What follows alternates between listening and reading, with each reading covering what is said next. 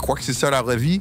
Ce monde, ces immeubles, ces rues pleines de monde pressé, ces emplois qu'on décroche, ces factures qu'on paie, cette distraction qui nous bouffe le temps et l'âme? Tu crois que c'est ça, le sommet, la finalité, ce pourquoi on est fait? Alors regarde bien, tout ça, c'est un rêve qui s'efface. Une pièce de théâtre dont le rideau va tomber. Un bond en sursis, mec. Le monde passe et sa convoitise aussi.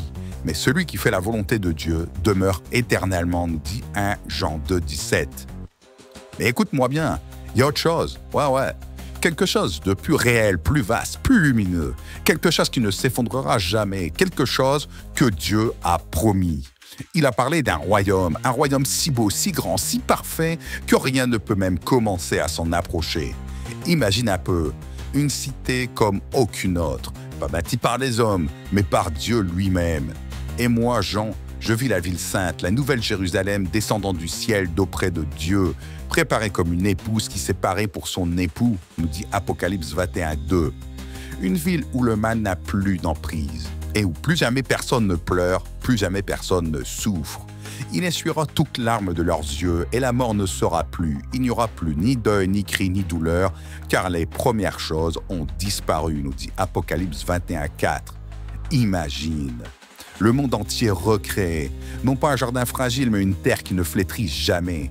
Car voici, je vais créer de nouveaux cieux et une nouvelle terre. On ne se souviendra plus des choses passées, elles ne reviendront plus à l'esprit, nous dit Isaïe 65, 17. Des forêts plus vertes que tout ce que tes yeux ont vu, des montagnes où le vent porte des chants célestes, des océans d'une pureté inimaginable, scintillant sous une lumière venue d'ailleurs. Et au centre de tout ça, une rivière, un fleuve qui coule depuis le trône de Dieu lui-même. Et il me montrant un fleuve d'eau de la vie, limpide comme du cristal, qui sortait du trône de Dieu et de l'agneau, nous dit Apocalypse 22, 1. Imagine, un monde où la paix est totale, pas une trêve fragile, pas un équilibre bancal, un règne de justice parfait. Le loup habitera avec l'agneau et la panthère se couchera avec le chevreau. Le veau, le lionceau et le bétail qu'on engraisse seront ensemble et un petit enfant les conduira, nous dit Isaïe 11, 6. Un monde où tu peux marcher sans crainte, respirer sans peur, aimer sans réserve. Imagine, un corps qui ne connaît plus la douleur, plus jamais fatigué, plus jamais malade, plus jamais limité. Ce corps corruptible doit revêtir l'incorruptibilité, ce corps mortel doit revêtir l'immortalité, nous dit 1 Corinthiens 15, 53. Un corps libre, libre de danser sans se fatiguer, de courir sans s'arrêter, de chanter sans jamais perdre son souffle.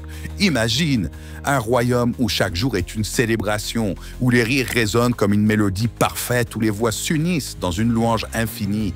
Pas une louange contrainte, pas un rituel froid, non, une explosion de joie, un feu sacré dans chaque cœur, parce que Dieu est là, présent, visible. Voici le tabernacle de Dieu avec les hommes. Il habitera avec eux et ils seront son peuple et Dieu lui-même sera avec eux. Apocalypse 21, 3 nous dit ça. Son trône au milieu de son peuple, sa lumière qui éclaire tout et dans cette lumière plus jamais de nuit, plus jamais de solitude, plus jamais de doute, seulement lui et nous.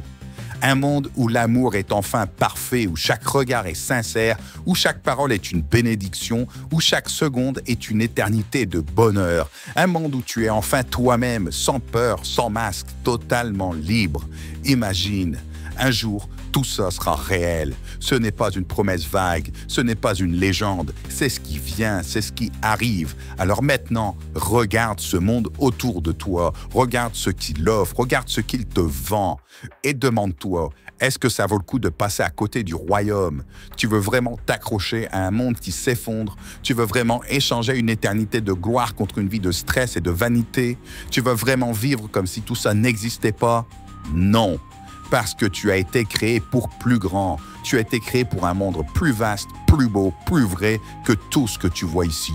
Tu as été créé pour ce royaume. Et il arrive, car le royaume de Dieu n'est pas une affaire de nourriture et de boisson, mais de justice, de paix et de joie par le Saint-Esprit, nous dit Romains 14, 17. Ce monde va passer, le royaume vient, et la seule question c'est, est-ce que tu y seras? Prépare-toi.